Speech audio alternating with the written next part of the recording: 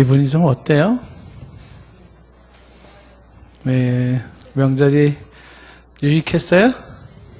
네, 괴로웠어요? 네. 자, 이제 또 그 또한 지나갔고요. 이제 또 새로운 마음으로 또 우리가 삶의 정전을 해야 될 것입니다. 자, 오늘 이 시간에는 전인격적인 인간에 대한 얘기를 좀 하려고 하는데요.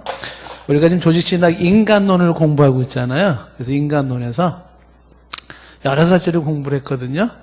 그래서 오늘은 전인격적인 인간에 대한 얘기를 좀 하려고 해요. 전인격적인 인간. 먼저 이 얘기를 할 때, 전인격이란 말이 뭐냐. 전인격이란, 이거부터 좀 이해를 해야 되겠죠. 교회에서 종종 쓰는 말이고, 혹은 사회에서도 종종 쓰는 말입니다. 전인격. 전인격이 뭐냐. 국어 사전을 전인격이라는 사전을 찾아보면은 아주 그 썰렁한 대답이 나와요. 뭐라고 나오냐면, 국어 사전에 보면 전인격을, 인격의 전체, 끝. 인격의 전체가 전인격이다. 이렇게 얘기를 하고 있어요. 자, 그러면은 여기서 이제 우리가 또 하나 헷갈리는 게 있죠. 좀 짚고 넘어가고 싶은 것이. 그러면 인격은 뭐냐? 인격. 이렇게. 인격의 전체라 그랬는데, 그럼 인격이 뭐냐? 이렇게 질문할 수가 있습니다. 우리가 종종 쓰는 말 중에 뭐, 인격적으로, 사람이 뭐, 인격적으로 대해야 되고, 뭐, 인격이라는 얘기를 많이 하는데, 인격이라는 요 말, 자, 한자로 썼을 때 요 인격이라고 하는 것은 한마디로 말하면 요 인격도 국어사전을 찾아보면 뭐라고 되어 있냐 하면 썰렁해요. 사람 됨됨이 이렇게. 그러니까 인격이라는 요거는 사람 됨됨이 이렇게 설명되고 있어요. 그럼 또 질문이 생기죠. 뭐가 사람 됨됨이냐 이렇게 질문이 나올 수가 있습니다. 그러니까 결국은 전인격을 얘기하기 위해서는 인격을 이해하게 되고 인격을 얘기할 때 사람 됨됨이라고 얘기하는데 그럼 사람 됨됨이가 뭐냐 이렇게 그랬을 때에 이 사람 됨됨이라는 가장 기본적인 내용을 가지고 인격을 이야기할 때 이건 하나의 입장이 없어요. 그러니까 법에서 말하는 인격 혹은 무슨 뭐 어떤 사회에서 말하는 인격 그 다음에 심리학에서 말하는 인격 각각의 인격에 대한 정리가 많아요. 제가 한번 이제 읽어드리면 여러분들 잘 이해가 안 될 수 있는데 그냥 읽어만 들어볼게요. 심리학에서는 인격은 한 개인이 자신을 지속적이며 통합적인 자아로 의식하는 작용. 뭔 소리? 통합적으로 자아를 의식한다. 통합적으로. 철학에서는 인격을 뭐라고 정의했냐면 도덕적 판단 능력을 지닌 자율적 의지의 주체. 그건 또 뭔 소리? 도덕적인 판단 능력을 지닌 자율적 의지 주체라. 법에서는 인격을 권리 능력이 있어 법률상의 합법적인 주체로 인정되는 자격을 이룬다. 그러니까 법에서 법의 권리의 능력을 가지고 법률상의 합법적 주체로서 자격이 되는 것을 인격이라 이렇게 얘기를 한다는 것이죠.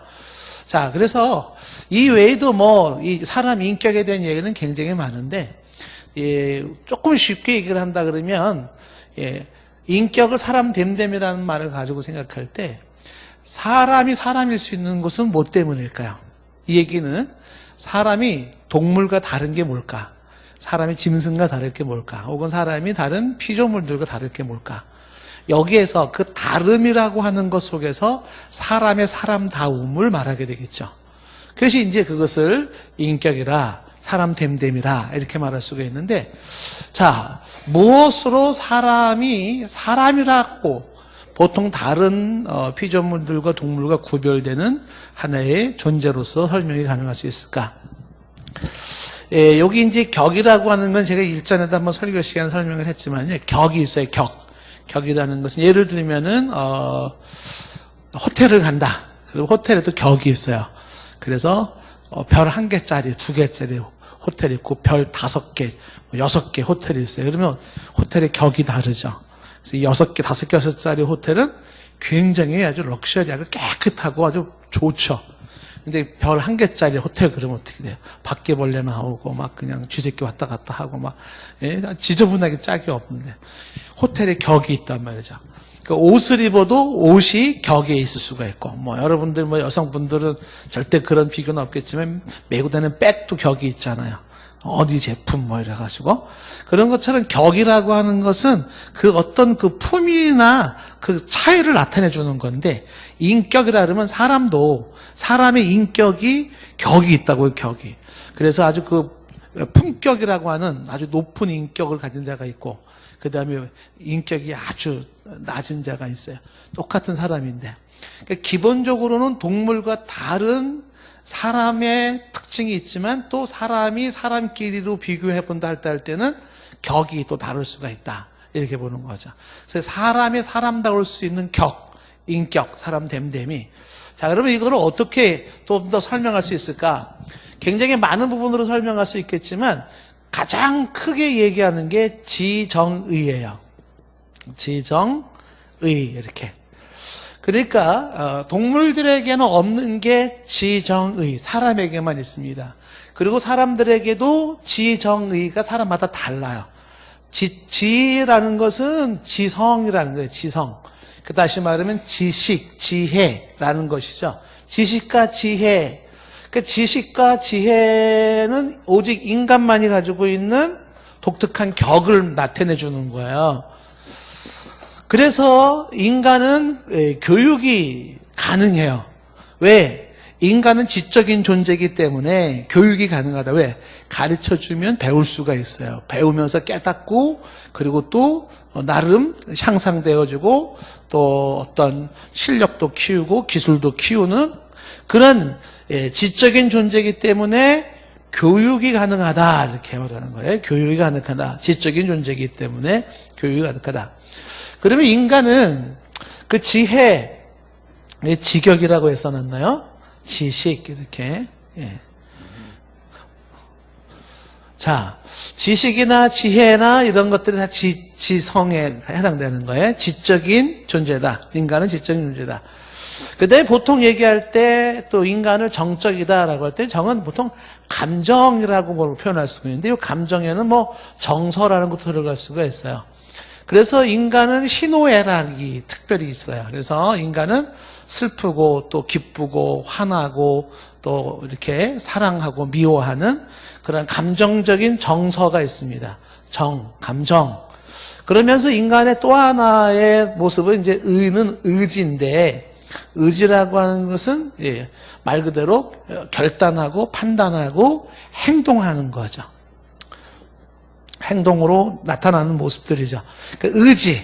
의지적으로 사람들은 행할 수가 있다. 그렇죠.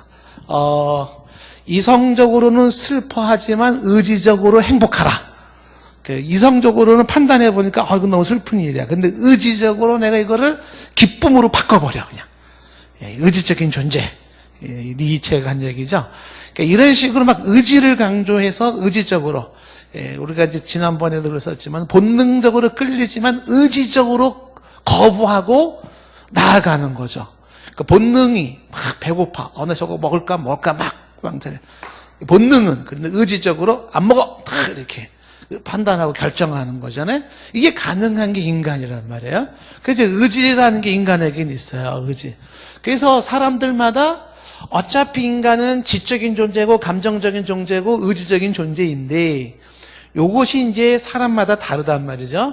지적인 격이 다르고, 지적인 수준이 높은 사람이 있고 또 낮은 사람이 있어요.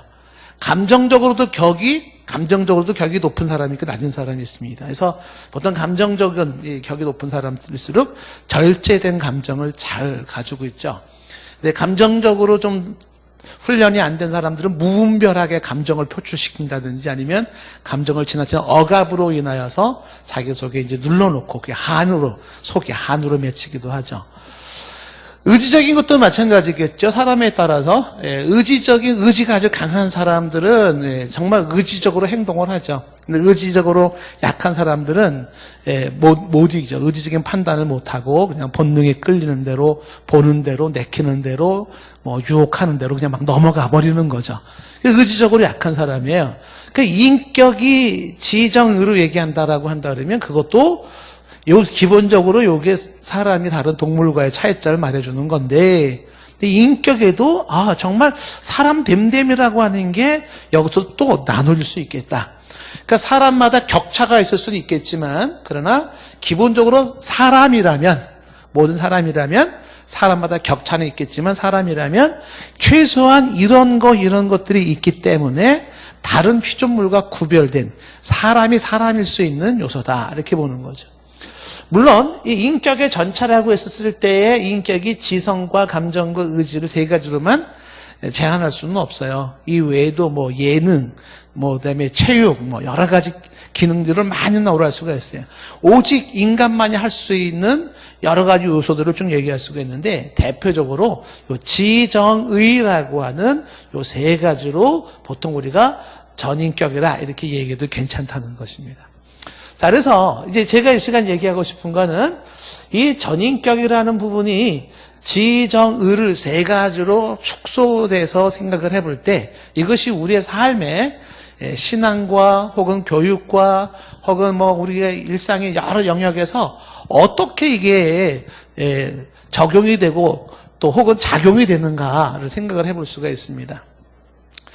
자, 예를 들면 이제 예전에 이제 그 WHO라고 하는 세계보건기구에서 건강의 정의를 내립니다. 건강의 정의는 뭐라고 얘기했냐면 건강은 단순히 육체적으로 질병이 없거나 허약하지 않은 상태만을 말하는 것이 아니라 그러니까 건강 그러면은 나 팔다리 잘 움직이고 있고 나 신체가 튼튼해 이것만 가지고 건강이라고 말하지 않는다는 거죠. 건강은 그뿐만이 아니라 얘기하는 게 뭐냐면 신체적인 것뿐만 아니라 정신적으로 사회적으로 복합적인 좋은 상태에 놓여 있는 것을 의미한다. 그러니까 이제 세계보건기구에서도 건강의 정의를 내릴 때는 이걸 뭐라고 말하냐면 전인 건강이라 전인. 전인격이라 할 때 전인격, 전인 건강. 그러니까 육체만의 건강이 아닌 정신적인 건강에 또는 지적으로 혹은 도덕적으로 사회적으로 인간관계 모습이라든지 이런 모든 면에서도 건강해야 돼요. 그거를 건강이라고 얘기하는 거예요. 나 몸에 암이 있어요. 나 건강하지 않아요.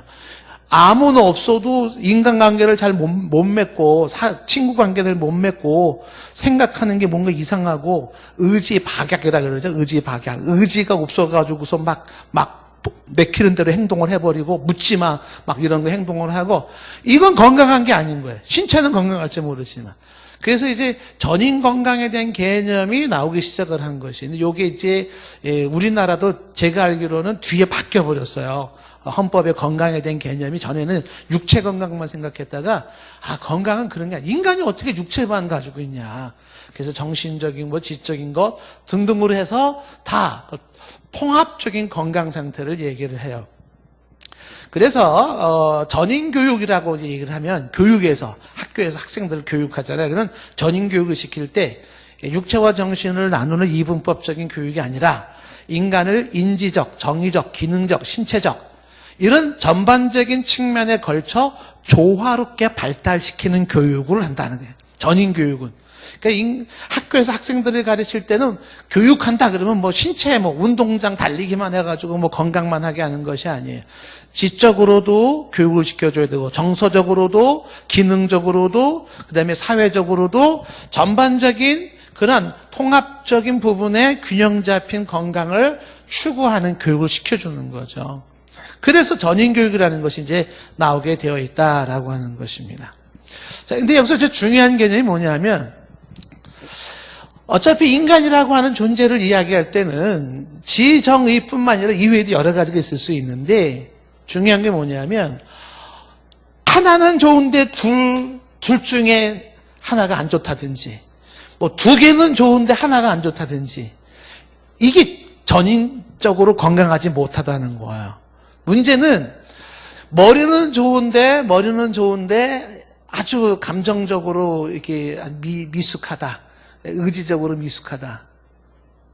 머리는 좋은데 이러면 이게 안 된다는 건강하지가 않다라는 것이잖아요.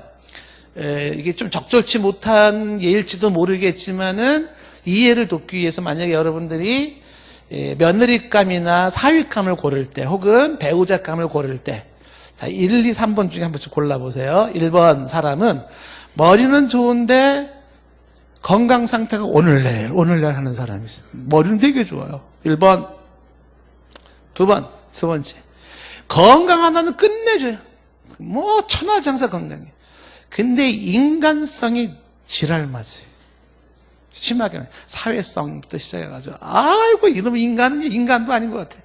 건강하다는 끝내줍니다. 막 그냥 뭐 여성어로 말하면 미모의 여성이고 남성이라고 말한다면 아주 뭐 체격이 쫙 빠져있는 아랑드렁을 뺨치는 톰 크루즈가 부러워하는. 근데 인간성이 형편없는 사람 2번. 세 번째는 인간성은 되게 좋아요. 사람이. 근데 머리가 무지 나빠. 그래서 맨날 당하고만 살아. 3번. 자, 셋 중에서 어느 사람을 며느리감, 사위감 혹은 결혼하는 사람 배우자감 선택하시겠어요? 예? 이렇게 되는 거죠. 그러니까 하나만 좋아가지고는 안 되는 거예요. 하나만 좋아하면. 그러니까 하나는 좋고 둘은 좋은데 또 하나가 안 좋다 그러면 전인격적인 건강 상태가 아닌 거예요. 그러니까 뭐 탁월하지는 않다 하더라도 뭐 이렇게 지적인 면에서도 좀 부족함이 없어야 되고 건강 상태도 좀 부족함이 없어야 되고 그다음에 뭐 인간적인 부분에서 삶의 인격적인 부분도 좀 부족함이 없어야 되고 좀 이런 게 두루두루 갖춰져야 되거든요. 그 전인격이란 용어를 쓸 때 놓치지 말아야 되는 게 뭐냐면 이 중에 하나라도 인간으로서 갖춰야 되는 여러 요소들 중에 하나라도 불완전하거나 하나라도 부족한 점이 있을 때는 거기는 문제가 생겨요. 그 부족한 부분 때문에 정상적인 건강한 상태가 유지되지 않을 수가 있다는 거예요. 그래서 두루두루 이 건강을 유지를 해야 된다는 것입니다. 흥미롭게도 오늘 읽은 누가복음 2장 40절 말씀에 보면 그 예수님의 성장 과정을 뭐라고 말했어요? 예수님의 성장 과정을 보니까 자, 예수님의 성장 과정 한번 다 같이 한번 읽어보세요. 시작. 어디 읽는지도 몰라요, 지금? 자, 어떻게 됐습니까? 아기가 자라며 강하여지고, 그 다음에 어떻게 됐어요? 거긴 자라며 강하여지고, 지혜가 충족하고, 하나님의 은혜가 충만하다 그랬죠? 그 다음에 이제 52절로 넘어가서, 52절에 예수는 그 지혜와, 그 다음에 키가 어떻게 됐어요?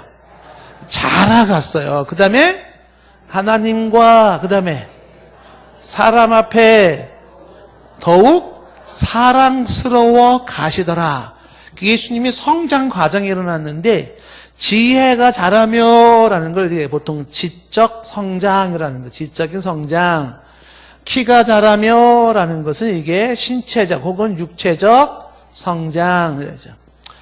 하나님 앞에 사랑스러워 갔다라는 것을 또 영적 성장을 이렇게. 그 다음에 사람 앞에 사랑스러워 갔다라는 건 사회적 성장으로 이렇게 얘기를 하는 거죠.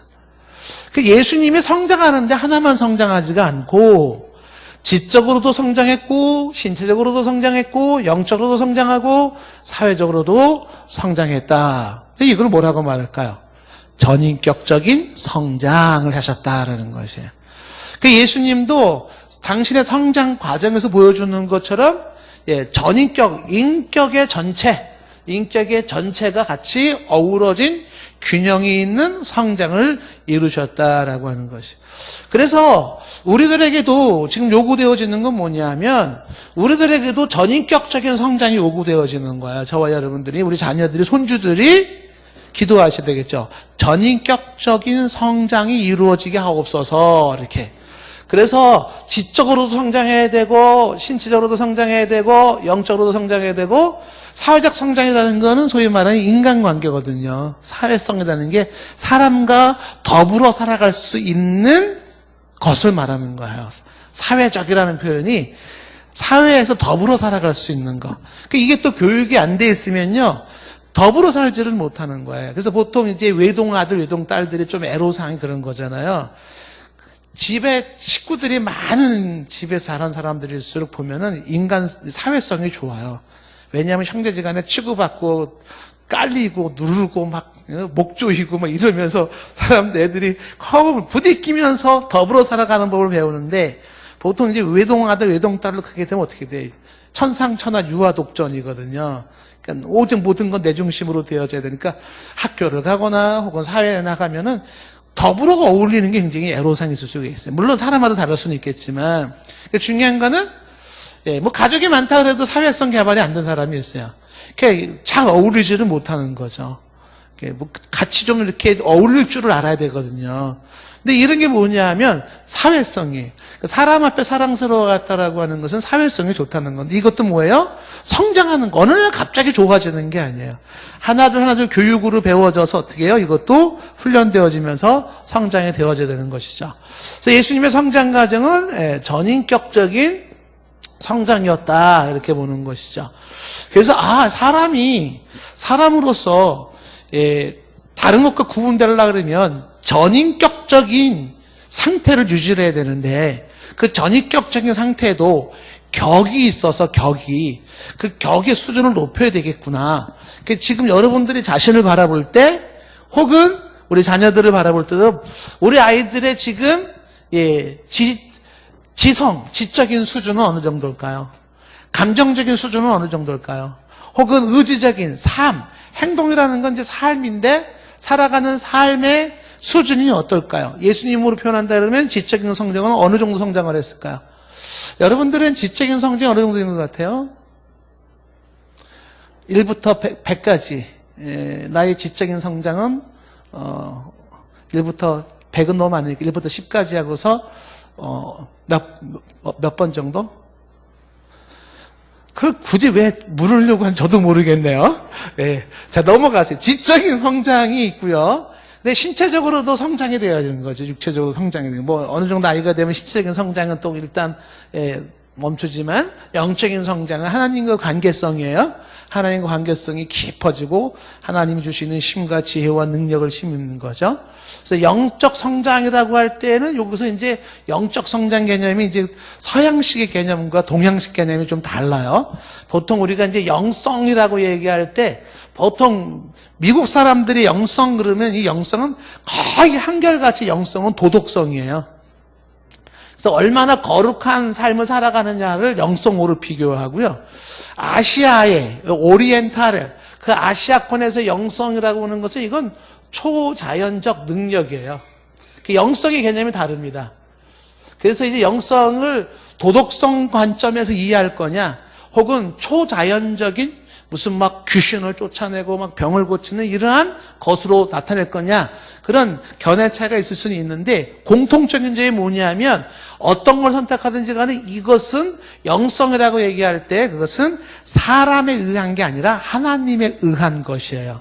그러니까 하나님과의 관계가 좋으면 좋을수록 하나님이 주시는 능력과 힘이 있는데 그것이 서양 사람들은 그것이 도덕성으로 나타난다는 거죠. 아주 거룩한 윤리적인 삶으로 나타난다고 보는 거고, 아시아권에서는 하나님과의 관계가 좋으면 좋을수록 그것이 초자연적인 능력으로 나타난다고 이해를 해요. 그래서 그 차이는 있지만 그런 것들에 대한 건 나중에 설명을 하더라도 하나님과의 관계성 속에서 하나님과의 관계성, 하나님과 관계가 긴밀하면 긴밀할수록 하나님이 주시는 힘이 있고 하나님이 주시는 능력이 있어요. 하나님이 주시는 지혜가 있고 하나님이 주시는 역사가 있습니다. 그걸 영성이라고 하는 건데 그것도 성장했다. 점점 좋아진 거죠. 사회성은 아까 말한 대로다. 이렇게 볼 수가 있습니다. 자, 그러면 우리가 이제 이렇게 한번 생각을 해봅시다. 자, 이런 관점에서 우리가 한번 얘기를 해봐야 되는 게 뭐냐면 전인격적인 인간이라는 존재가 인간은 전인격적인 존재구나 이렇게 인간은 지적이면서도 감정적이면서도 의지적이구나 인간은 신체적이면서도 또 영적이면서도 사회적이구나 뭐 여러 가지 이게 전인격적인구나 이렇게 일단 이해를 하시면서 요 세 가지 관점으로 한번 우리가 좀 짚고 넘어가고 싶은 게 있는 거죠. 지정의 관점에서 한번 보십시오. 어떤 게 있을 수 있냐면 자 전인격적인 신앙을 한번 생각해보세요. 신앙을 한번 생각해 봅시다. 그러면 인간이 신앙을 얘기할 때도 신앙이 어떻게 될까요? 전인격적으로 이런 것들이 다 함께 조화를 이룬 신앙을 뭐라 그럴까요? 그를 전인격적인 신앙이라고 말하는 것이고 이런 게 조화를 이루지 못했다. 그럼 어떻게 될까요? 그럼 전인격적인 신앙이 아직 덜 갖췄다 이렇게 보는 것이겠죠. 격차는 있을 수 있겠지만 그러나 과연 이 전인격적인 신앙이 되어 있는지 안 되어 있는지를 한번 생각을 해볼 필요가 있는 거예요. 자, 먼저 신앙 중에 어떤 신앙이 있을 수가 있냐면 지적인 신앙이 있어요. 지적인 신앙. 요거부터 한번 생각을 해봅시다. 지적인 신앙. 따라해보세요. 지적인 신앙. 이 지적인 신앙은 다른 말로 말하면 머리 신앙이라고 얘기할 수도 있는 건데요. 이 지적인 신앙은 말 그대로 요 지적인 신앙을 추구하는 사람들, 혹은 지적인 신앙이 잘 갖춰져 있는 사람들, 이런 사람들은 제일 좋아하는 게 뭐냐면 공부하는 거 되게 좋아하는 거예요. 그래서 공부를 하면서 하나하나 이론을 정립해 나가기 시작을 하는 거죠. 그러면서 이론을 해 나가면서 체계를 잡아나가면서 이것이 신앙이 신학적으로 같이 연결이 되어지는 거죠. 이런 사람들은 성경 공부 같은 거를 좋아하고 교리 공부를 좋아하고 이런 신학적인 파트가 높아서 지적인 신앙 수준이 굉장히 높아지죠. 그래서 생각하는 면 그냥 아는 게 많고 생각하는 게 깊고 그다음에 샤프하죠. 생각이 샤프하고 그다음에 아주 그 본질 파악을 잘하고 핵심 파악을 잘하고 이러는 거예요. 이런 식으로 신앙생활을 하는 사람이 있다. 그래서 보통 이제 지적인 신앙생활이 어디서 많이 나오냐면 일반적으로 교육 수준이 높은 사람들이 이런 쪽으로 많이 치우치는 경향이 나와요. 그래서 예를 들어서 여기 이제 앉아있는 분들 중에 아주 공부를 많이 하신 분이 앉아계시면요. 이런 강의 들으면 시시합니다. 조금 더 이런 내용을 심오한 철학적인 내용으로 심오하게 얘기할 때 뭔가 구미가 당기죠. 그러다 보면 또 이 지적인 부분에 이 수준이 받쳐지지 않은 사람들은 이미 이라는 말이 나올 때부터 이미 기분이 안 좋죠. 그래서 할머니가 교회 갔다가 집에 가가지고 할아버지가 은혜 받았냐? 그러니까 할머니가, 아이고, 은혜는 갔더니 무슨 그런데 그거를 잘못 알아가지고 무슨 새우젓, 무슨 젓, 뭐 이렇게 젓만 자꾸 팔다가 왔다고 그 할머니한테는 그렇게 되는 거예요. 기분 나빠요. 이게. 그러니까 이제, 근데 좀 지적인 수준인 사람들한테는 이제 이런 내용도 너무 우스워지는 거죠. 그래서 지적인 신앙이 있다라는 거예요. 그러면 우리가 신앙생활 할 때 이런 지적인 신앙을 강조하는 거, 이론을 강조하고 신학을 강조하고 공부를 강조하는 거는 좋은 걸까요? 안 좋은 걸까요? 뭐 심연습권사님은 무슨 하나를 가리키면 열을 알아요. 적당히 더 이렇게. 그렇죠. 적당히.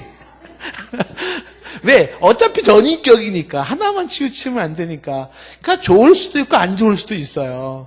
그러면 이 지적인 신앙이라고 하는 부분이 이제 과연 좋을 수도 있고 안 좋을 수도 있다고 했는데 요거에 대한 좋은 점과 안 좋은 점, 장점과 단점을 제가 좀 이따 조금 심오한 얘기로 제가 설명을 해드리도록 하고, 먼저 그러면 성경에는 지적인 신앙에 대한 이야기 강조하는 게 있을까요? 없을까요? 굉장히 많아요. 예를 들면 빌립보서 4장 9절 말씀에 사도 바울이 말하기를, 빌립보서 4장 9절 말씀에 말하기를 너희는 내게 배우고 받고 듣고 본 바를 행하라. 그래서 여기 지금 사도 바울이 뭐를 했냐면 가르치고 배우는 일이 있었어요. 그러니까 배운 게 있지 않냐? 내가 가르친 게 있지 않냐? 그럼 뭐 한 거냐 하면 사도 바울은 신앙을 어떻게 접근했냐면 지적으로 접근을 한 거예요. 그래서 가르쳐주고 배우게 한 것이죠. 왜 가르쳐주고 왜 배웠어요? 인간은 지적인 존재이기 때문에 교육이 가능해요. 이거를 통해서 사람들은 깨달아지고 알아지고 성장할 수 있기 때문에 그런 거죠. 그래서 이 지적인 부분을 사도 바울도 놓치지 않았다라는 거죠. 학사 에스라를 향해서는 이렇게 말하고 있어요. 에스라서 7장 10절 말씀해 보시면 에스라가 여호와의 율법을 뭐해요? 연구한다는 건 스타디하는 거, 스타디. 공부하는 거죠. 하나님의 법을 공부를 하는 겁니다. 그리고 준행하며 율례와 규례를 이스라엘에게 가르치기를 결심했어요. 그러니까 연구하는 에스라, 가르치는 에스라는 뭘 말하는 거냐면 자고로 신앙은 지적인 신앙이야. 그래서 공부해야 되는 거고 그다음에 어떻게 되는 거다? 가르쳐야 되는 거고 배워야 된다. 이게 에스라가 가지고 있는 생각이에요. 인간은 지적인 존재이기 때문에 그래서 성경은 이 지적인 신앙생활을 결코 간과하지는 않아요. 그러니까 이거 지적인 신앙생활을 무시하는 사람들은 착각에 이렇게 빠지면 안 돼요. 반지성주의라는, 그러니까 지적인 거를 거부하면 거부할수록 신앙이 좋은 거라고 생각하는 사람들이 있어요. 반지성주의가 곧 신앙이 좋은 신본주의를 의미하는 게 아니에요. 지성을 강조하면 인본주의야. 그럼 인본주의 이렇게 얘기를 해버려요. 그리고 이제 지성을 무시하고 그까짓 게 공부가 뭐가 필요해 뭐 이런 식으로 얘기하는 사람들은 신앙이 좋은 신본주의라고 착각하는데 그렇지가 않다. 그러니까 심한 경우에는 어떤 심한 경우가 나오냐면 야 그까지 공부가 뭐가 필요해? 하나님 주신 계시가 필요한 거지. 기도하고 믿음이 중요하지. 그리고 애를 학교를 안 보내는 부모가 있어요. 학교를 안 보내고 공부를 안 시켜요. 그리고 아이들을 그냥 집단 생활하면서 거기서 이제 뭐 하나님 계시 받아라, 그 다음에 기도해라, 믿음을 이렇게. 그게 보통 이단들에게서 나오는 모습이에요. 그러니까 반지성주의가 신본주의의 신앙이 좋은 거라고 생각하는데 잘못됐죠. 성경은 결코 지적인 신앙생활을 간과하지도 않고 무시하지도 않아요. 좀 전에 보았던 사람은 사도 바울도 그렇고 그다음에 학사 에스라도 마찬가지고 이사야 선지자는 이렇게 하나님 앞에 기도하죠. 이사야 50장 4절 말씀 보시면 주 여호와께서 학자들의 혀를 내게 달라요. 학자들의 혀를 내게 주셔서 나로 공고한 자를 말로 어떻게 도와줄 줄 알게 하시고 아침마다 깨우치시되 나의 귀를 깨우치사 학자같이 알아듣게 하소서. 그래서 이 학자 같은 혀와 학자 같은 그 깨달음을 달라라고 하는 것이 지적으로 깨달음을 갖게 하옵소서라는 거죠.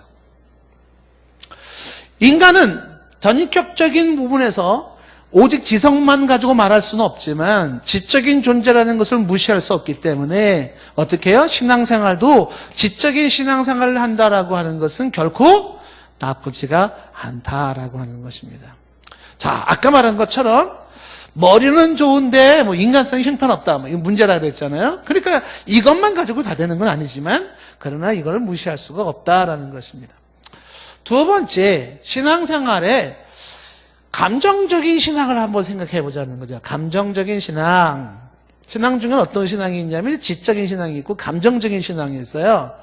이 감정적인 신앙은 여기서 이런 것들을 보통 여기 부류에 속하는 사람들은 이걸 좋아하는 사람들은 뭐를 강조하는 거냐면 이 감정적인 신앙은 뜨거움, 열정을 굉장히 선호한 열정이 있어요. 그래서 이런 사람들은 보통 체험을 굉장히 많이 중시하는 거죠. 체험. 그리고 이 감정적인 부분을 강조하는 사람들이 여기서 말했죠. 영성이라 하나님과의 특별한 관계 속에서 주어지는 독특한 현상들이 있단 말이죠. 그래서 감정적인 신앙을 강조하는 사람들이 소위 영성을 많이 강조를 해요. 영성. 이렇게. 그 감정적인 신앙을 하는 사람들은 이렇게 말하거든요. 야, 뭐 공부는 얼어 죽을 놈의 공부, 수요일날 조직신학 공부는 뭐 그걸 못 때문에 그런 거를. 그냥 어디 한 군데 모여가지고 성령이 오셨네.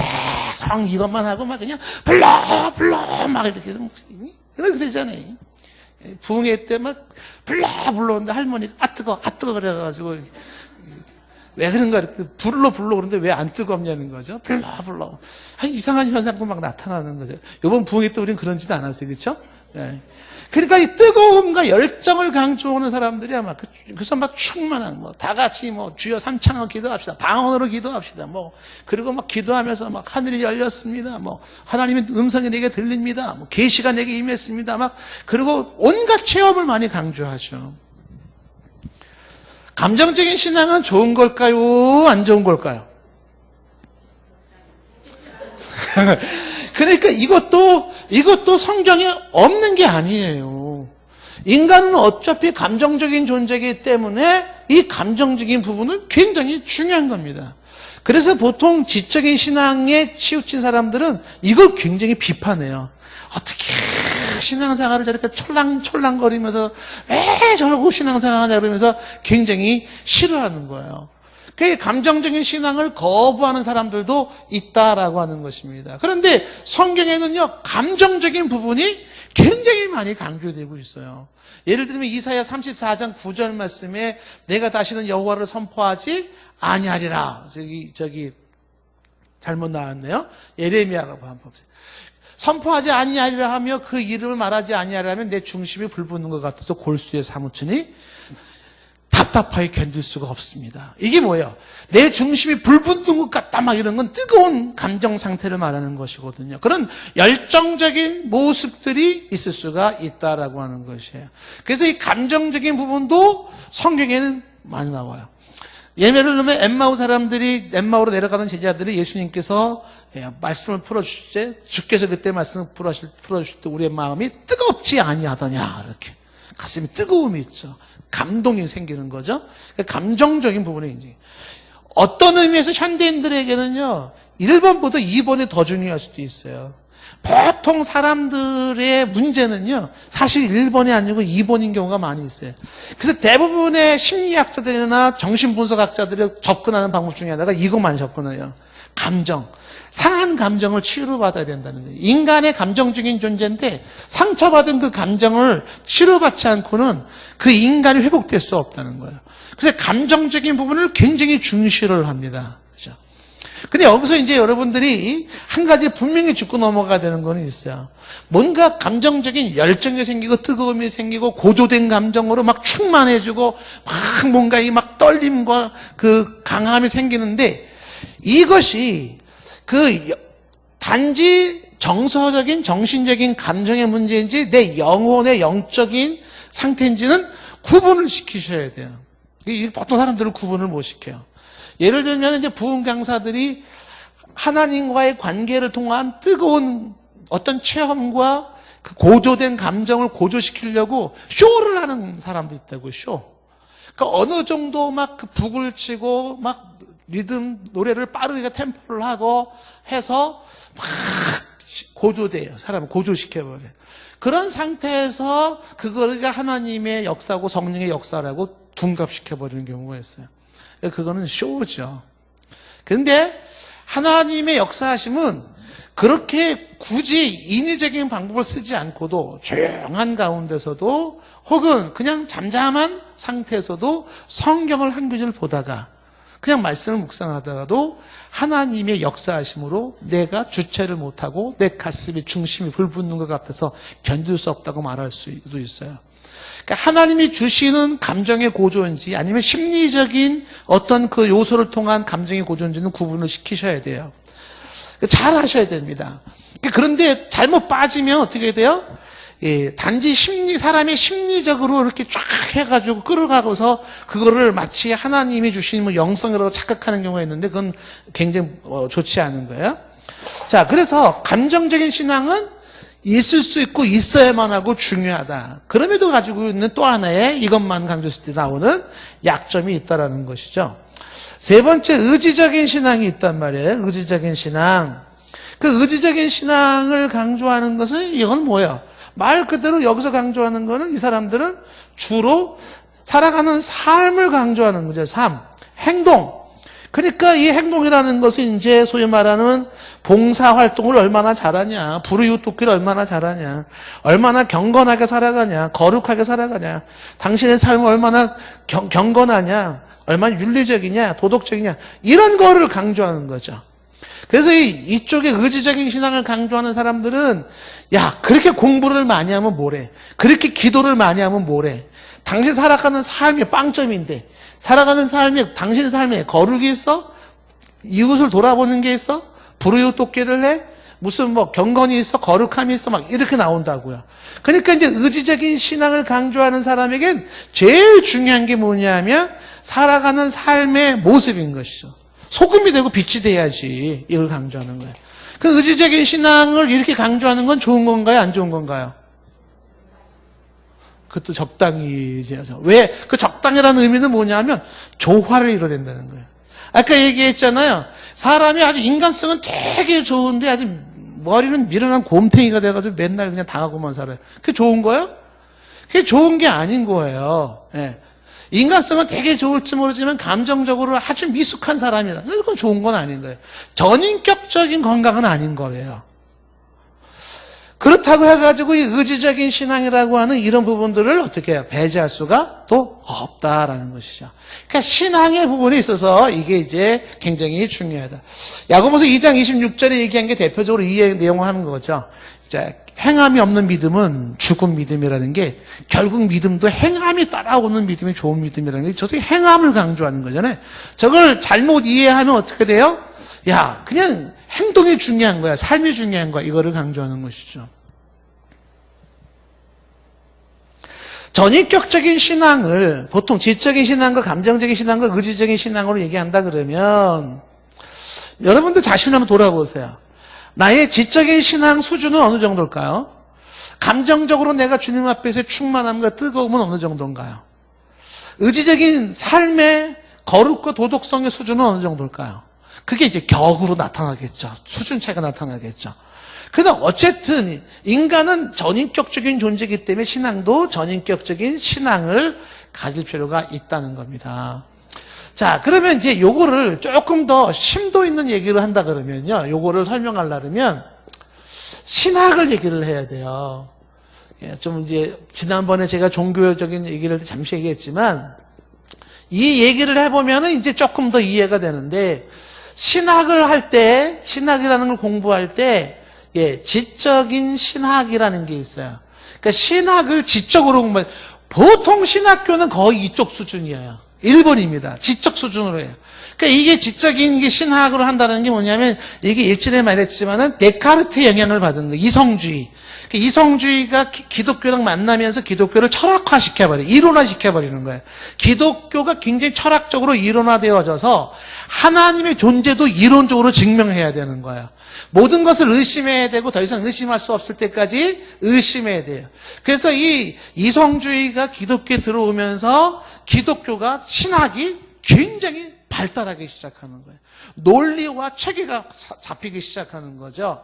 그래서 기독교가 굉장히 머리 기독교로 체계적으로 관념적으로 넘어가기 시작을 해요.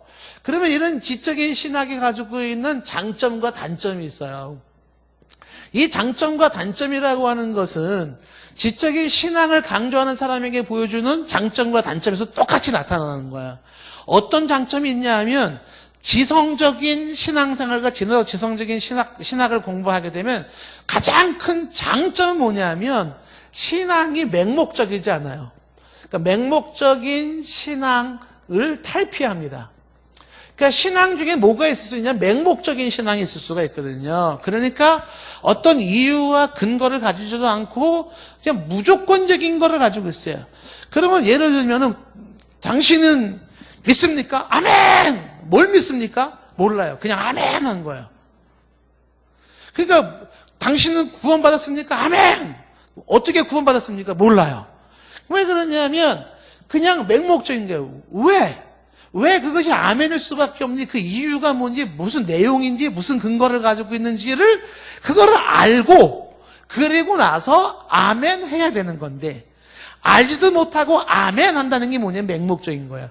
그러니까 신학에서도 지적인 신학을 하게 되면은 맹목적인 신앙을 탈피할 수 있는 장점이 있다는 것이에요. 장점이 있습니다. 그래서 이게 좋은 쪽으로는요, 신앙의 깊이를 더해줍니다. 지적인 것을 공부를 제대로만 하면 어떻게 된다? 신앙의 깊이가 더 깊어진다라는 것이고요. 여기에서 신학은 발전이 되는 거예요. 신학은 점점 더 심오해지고 신학의 발전이 이루어지기 시작하는 거죠. 이 신학의 발전이라는 건 굉장히 중요한 내용이에요. 왜냐하면 오늘날 현대사회에 대한 질문에 신학이 대답할 수 있어야 되는 거거든요. 오늘날 현대사회의 공산주의, 자본주의, 네오막시즘에 대한 신학적인, 성경적인 대안이 뭡니까? 동성애에 대한 신학적인 대안이 뭐죠? 그런 것들을 전반적으로 우리의 뭐 경제나 사회나 교육이나 사회 전반적으로 일어나는 모든 것에 대해서 기독교가 대답을 해야 돼요. 어떻게 대답을 해야 될까요? 그것은요, 신학에 발전되어진 상태에서 대답을 할 수가 있는 거죠. 다양한 부분에 대해서 대답할 수가 있는 거예요. 그러니까 성경에 말한 대로 너희에게 소망에 관한 이유를 묻는 자에게 대답할 말을 준비하고 있어야 돼요. 오늘날 사회에서 수많은 질문이 던지죠. 여러분들 이번에 추석 명절 나가고 집에 가서 막 가족들이 막 질문 혹시 안 했나요? 뭐 이런 질문 저런 질문 안 했나요? 대답을 해야 되는 것이죠. 어떻게 대답을 해야 될까? 그렇죠? 그래서 이 지적으로 나간다는 것은 이런 신앙과 이런 신앙을 하고 현 시대에 대한 다양한 대답을 할 수 있어서 신앙이 깊어지니까 장점이죠. 그럼 단점이 뭘까요? 여기서 나오는 대표적인 단점이 이 지적인 신앙을 가는 사람들의 대표적인 단점이 믿음이 없어요. 그래서 회의주의라고 하는 것은 확신을 가지지를 못해요. 그래서 모든 걸 의심하는 거예요. 아까 말한 데카르트가 말한 것처럼 모든 걸 의심하라 그래가지고 좀처럼 확신을 가지지 못하는 그런 회의주의에 빠져버려요. 그냥 하나도 믿을 만한 게 못 되는 것이 되는 거죠. 그래서 이것이 이 회의주의라는 개념이 심하면 심할수록 어떻게 되냐면 인생은 살 가치가 없다는 회의까지 빠지게 되는 거예요. 왜 살아야 되는 건지 모르겠다. 허무주의에 빠져들어가게 돼요. 근데 이게 이제 기독교랑 맞물리면 어떻게 될까요? 이 지적이라고 하는 이 부분이 기독교랑 맞물렸을 때 잘못되게 삐져나올 수 있는 것 중에 하나가 뭐냐면 회의주의와 함께 바로 기독교에 대한 비판신앙이 나오게 되는 거죠. 비판신학. 그 비판신학이 만들어내는 것이 지금 기독교에서 안 좋게 나타나고 있는 거죠. 비평주의라는 것이잖아요. 그 비평주의는 성경을 성경대로 믿지를 못하고요. 순수 하나님의 역사를 믿지를 못하는 거죠. 비평주의는요. 모든 것들을 다 비비꼬고 분석하고 말도 안 돼. 이건 받아들일 수 없어. 합리적이지 못해. 과학적이지 못해. 그리고 잘라내고 분리하고 하면서 기독교의 종교성을 없애버려요. 그러니까 종교는 학문과 이론에 설명할 수 없는 부분이 종교 영역이에요. 그런데 그 종교 영역에서는 상식을 초월하고 이론과 과학을 초월하는 특별한 현상이 종교 현상인데 그 종교 현상까지 다 잘라버려요. 왜? 머리로 이성적으로 논리적으로 타당치 않다는 거거든요. 그러다 보니까는 이 비판신학을 강조하는 사람들은 어떻게 돼요? 신앙이 없어요. 그리고 기독교에 대한 확신이 없는 거죠. 대신에 이런 사람들은요, 한 가지 안심하는 게 뭐예요? 이런 게 있대요. 이단에 빠질 염려는 없어요. 이단도 데리고 오면요, 완전히 난도질 해버리는 거예요. 이단? 데려와라, 맞아. 그러면 이 비평주의 이런 시작한 사람은 쫙 쪼개는 거죠. 계시의 말씀, 뭐가 계시의 말씀이냐, 그 비유가 언어적으로 어떤 의미가 가지고 있느냐, 구문론적으로 어떤 의미가 있는 거냐, 막 파고 들어간다 그러면 할 말이 없어져 버려요. 그래서 장점과 단점을 가지고 있는 것이 바로 이 지적인 신학에서 가지고 있는 모습이다. 그래서 저희 단점 중에 하나는 보통 신앙인들이 교회 성경 공부 많이 하는 사람들 있죠. 이런 사람들은 이 단점으로 나타나는 것 중에 하나가 뭐냐면요. 머리가 커져가지고요. 말싸움이 굉장히 많아요. 말싸움. 그래가지고 말싸움은요. 네 말이 모르냐 내 말이냐 이게 굉장히 심해지는 거죠. 자, 이런 사람들 속에는 영적인 파워도 나오지 않고 삶의 변화도 없고 삶의 진전도 없어요. 그냥 뭐 싸우고 하는 게 굉장히 많다. 자, 그런데 두 번째 신학 중에 감정적인 신학이 있다고요. 감정적인 신학. 신학 중에 감정적인 신학이 있나? 그렇죠. 슐라이러 마우라는 사람이 대표적으로 이걸 강조했는데 여기서부터 자유주의 신학이라는 게 나오기 시작하는 거예요. 그 신학도 감정을 중시해야 된다. 감정. 인간은 자고로 감정적인 존재라고 해서 아까 얘기를 했잖아요. 지적으로 혹은 삶보다 더 중요한 게 감정이에요. 내 감정적으로 기분이 나쁘다. 상처받았다. 그러면 아무것도 안 해버리는 거예요. 그 감정적인 부분이 굉장히 중요하다고 강조하는 신학이 있어요. 요거는 신학이 뭐 영향을 받냐면 존 로크의 영향을 받게 되는 것이죠. 존 로크가 강조하는 게 뭐냐면 경험주의예요. 경험주의. 그러니까 경험주의에서 강조하는 건 뭐냐면 체험이 중요하다는 거예요. 아무리 이론이 그렇다 하더라도 당장 체험을 통해서 입증되지 않는 건 받아들일 수 없다. 그러니까 이 체험을 강조하는 경험주의가 기독교에 들어오면서 그 체험 속에서 나오는 감정이 생기게 되는 거죠. 그래서 이 감정주의 신학의 영향을 받은 것이 이제 신학적으로는 이제 제이콥 메베라든지 보헤미라고 보통 말하기도 하죠. 이런 사람들의 이야기 속에서 얘기하는 것 중에 감정적인 신앙하는 사람들의 장점이 있고 단점이 있어요. 그러니까 여기서 감정적인 신앙의 뜨거움과 열정을 강조하고 영성을 강조한다 그랬잖아요. 그러니까 이 감정적인 신앙이 가지고 있는 사람들의 장점은 좀 전에 말한 것처럼 그런 장점이 있죠. 그 장점이 뭡니까? 열정이죠, 열정. 굉장히 뜨거운 열정을 가지고 있습니다. 그리고 이런 사람들일수록 확신이 굉장히 커요. 믿음이 굉장히 깊은 겁니다. 그리고 그 어떤 헌신도가 굉장히 높아져요. 그 뜨거운 감정에 의해서 굉장히 좋아지는 거죠. 자, 그러면서 여기에 대해서 단점을 가지고 있는 게 뭐겠습니까? 이 감정적인 신앙을 가지고 있는 사람들, 여기에 대해서 나타날 수 있는 단점은요, 어떤 단점이 있을 수 있을까요? 첫 번째가 기독교의 혼란이에요. 그걸 교리적인 혼돈이라고 말할 수 있습니다. 교리적인 혼돈, 지적인 부분을 따라오지 못하니까 어떤 게 좋은 건지 어떤 게 나쁜 건지 구분을 못하는 거예요. 그러니까 뜨거움은 있는데 지성이 받쳐주지 못하니까 이단에 빠져버리는 거예요. 교리적인 혼돈이 있어요. 뭐가 옳고 그른지 몰라요. 반짝인다고 다 금이 아니에요. 근데 다 금인 줄 알아요. 왜? 이게 못 받쳐주니까. 열정은 있고 뭔가 막 충성은 하고 싶고 목숨은 걸고 싶고 헌신하고 싶은데 판단이 안 서요. 그냥 그럴듯하면 다 쫓아가는 거예요. 어느 교주가 나타나가지고 어떻게 하든지가 다 쫓아가는 거예요. 그러니까 교리적 혼돈에 빠지면서 이단 사상이 많이 나타나기 시작하는 거예요. 이게 바로 박태선, 문선명 다 같은 계열이에요. 여러분 한국의 이단 중에 공부 제대로 한 사람이 나와보라 그러세요. 교주 중에. 없어요. 그 이단들은 한결같이 얘기를 해요. 뭐라고? 반지성주의야. 야, 그까짓 게 뭐가 중요해? 이 지성을 강조하는 거 인본주의지. 하나님이 내게 계시하시는 게 중요하지. 다 그렇게 넘어가요. 당신의 계시가 사실이라는 걸 역사적 객관적으로 증명해 보세요. 어떻게 증명할 거야? 증명 못해요. 그냥 밀어붙이는 거죠. 사람들 세뇌시켜가지고 넘어가는 거잖아요. 그럼 거기도 빠져요, 거기에. 예? 그 은혜로 교회 신옥주 씨 봤어요? SBS? 엄마하고 딸 앞에 둘 앉혀놓고 따기 때리게 만들어. 엄마랑 딸이랑 서로 따기 때리게. 타작마당이라 가지고. 눈물겹잖아요? 그리고도 그 신앙이 좋은 거래. 성경적이래. 어떻게 이게 성경적이야?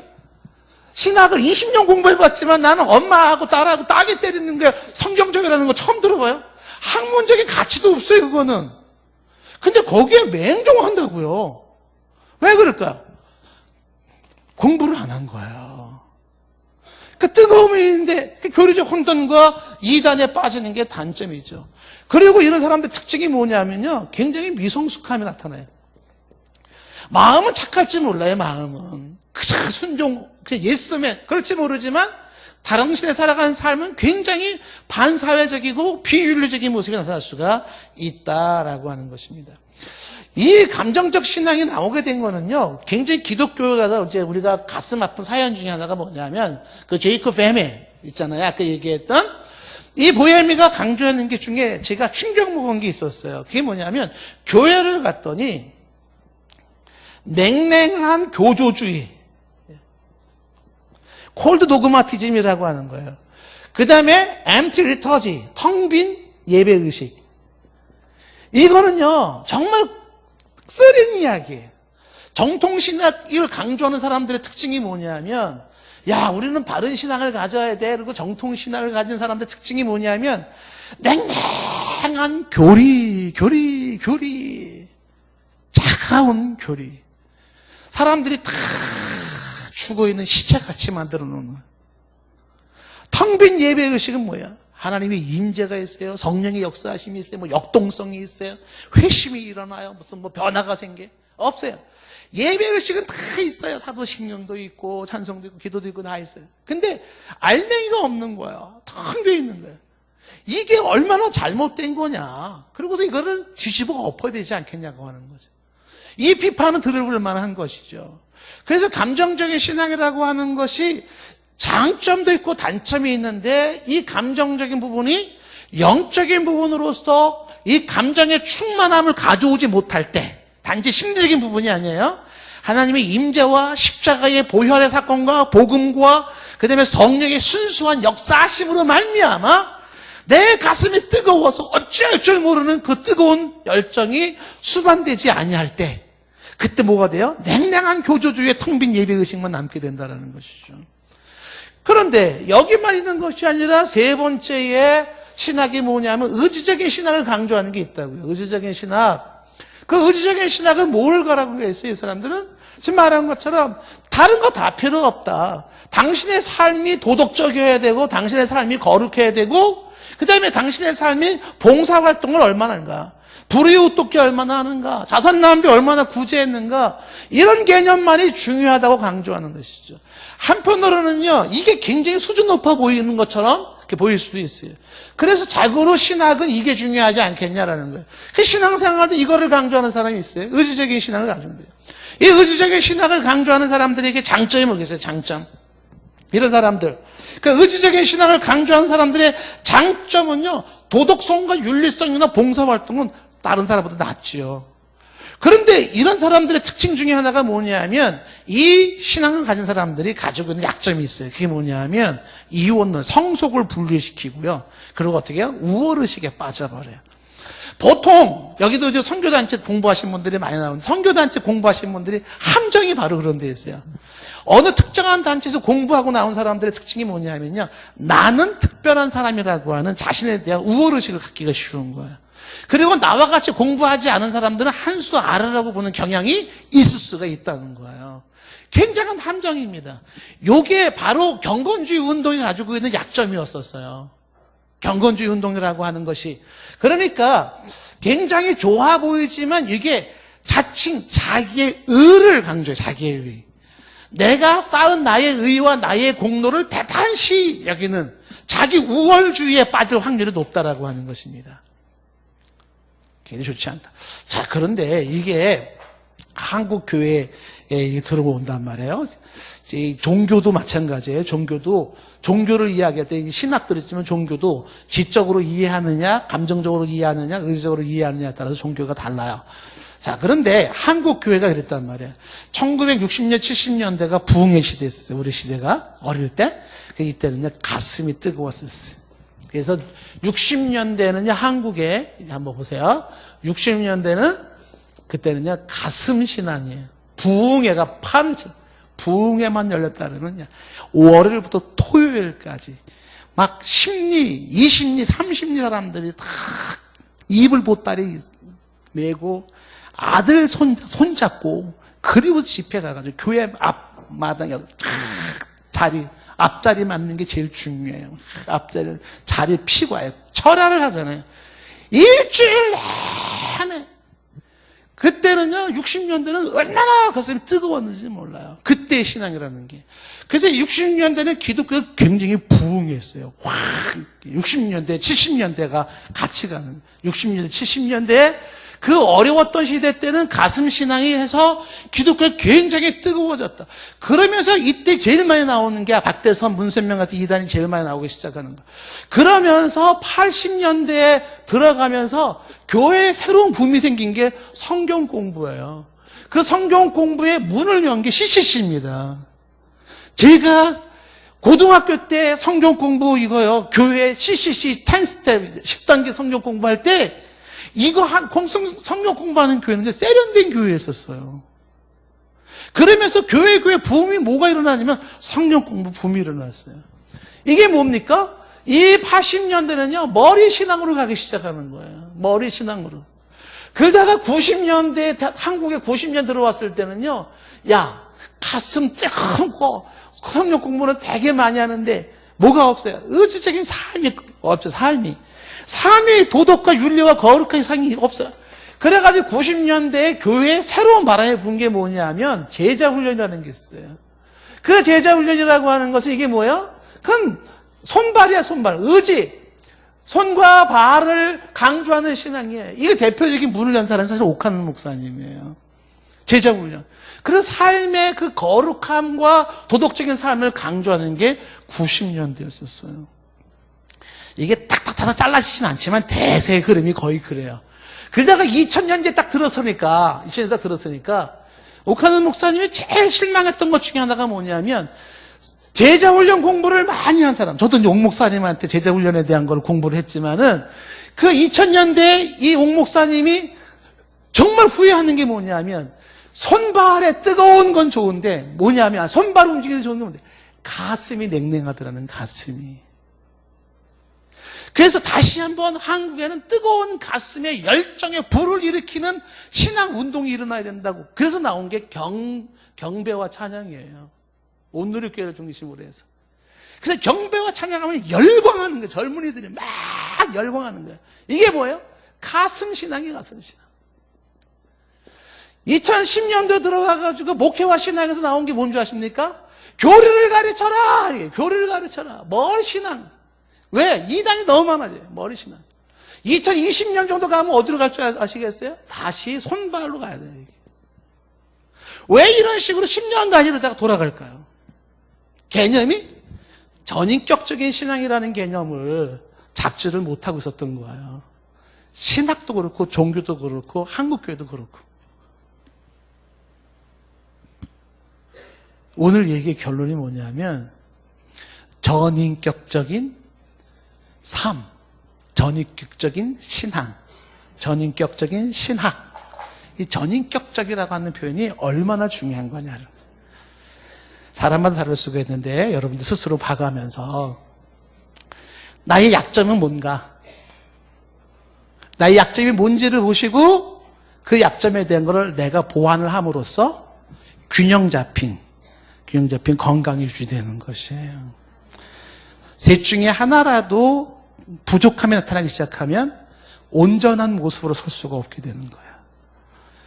시간 되면 더욱 말하고 싶어요. 어떻게 지적인 신앙을 더 키울 수 있으며 어떻게 감정적인 뜨거운 열정과 영성을 유지할 수 있을 것이며 어떻게 좀 더 높은 도덕성과 높은 경건을 유지할 수 있을 것이냐라고 하는 이 부분까지도 구체적으로 얘기를 할 필요가 있을 거예요. 그렇지만 최소한 신앙에 이런 차이가 있고 이런 조화가 필요한 거구나라는 것을 알아두셔야 된다는 것입니다. 전인격적인 예수님의 성장 과정처럼 키가 자라고 지혜가 자라며 하나님과 사람들과 사랑스러운 것처럼 전인격적인 신앙과 삶의 업그레이드가 한 단계 업그레이드가 되어지는 축복이 있기를 바랍니다. 기도하시겠습니다. 하나님, 당신의 사랑하는 백성들에게 오늘도 예배드리는 우리에게 그리고 한국에 있는 모든 신자들에게 전 세계 신자들에게 전인격적인 균형 잡힌 성숙함과 성장을 이룰 수 있도록 하나님 도우시고 은혜 내려 주시옵소서. 예수님의 이름으로 기도드리옵나이다.